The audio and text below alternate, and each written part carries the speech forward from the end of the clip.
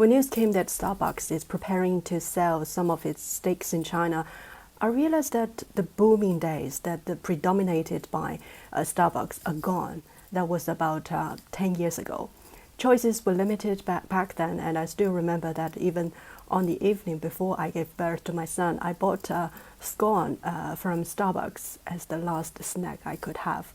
Back then, there was no doubt that Starbucks was the only choice when it came to buy a cup of drink or to have some Western-style snacks. We were willing to pay 25 yuan for a cup of coffee or 15 yuan for a snack.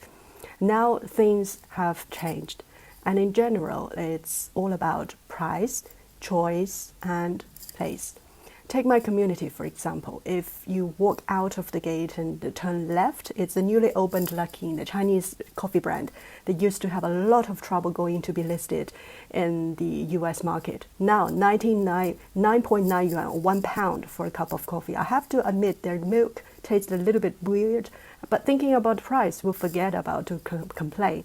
And if you turn right, it's the Misha ice cream and tea. Yes, the one listed in the Hong Kong stock market. 5 yuan lemonade as my favorite, and right beside me is the Starbucks. I used to visit there only with my coupon on my bank, but I won't choose to buy one because now it costs at least 30 yuan. For 30 yuan, you can have 3 days of Luckin coffee or the whole week of Misha drink, especially for daily drinks. And second, the options. Some may argue that in the city of Shanghai, for example, there are over 8,000 coffee shops, all different kinds, and many of them are individual ones. And the prices are sometimes extremely high. For example, this summer, one of the most popular ones cost over 80 yuan, or about 8 pounds. But still, many would spend the time waiting in line for the special taste. Sometimes it offers an eye-catching thing for an online influencer. And third, the new demand for a creative space for a coffee shop.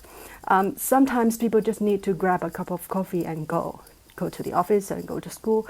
But sometimes they need a decent and different vibe to sit and chat. While the traditional vibe offered by the franchise Starbucks couldn't offer too much different experience now. And even some retired people here in Shanghai used to occupy Starbucks for their afternoon break, are now turning to other options like the tea houses and new cafes and new opened in my communities. You know, in Shanghai alone, there are a huge number of community service centers, and many of them offer good quality coffee from Yunnan province, and you can enjoy the whole afternoon there, and the cost could be as low as 8 yuan.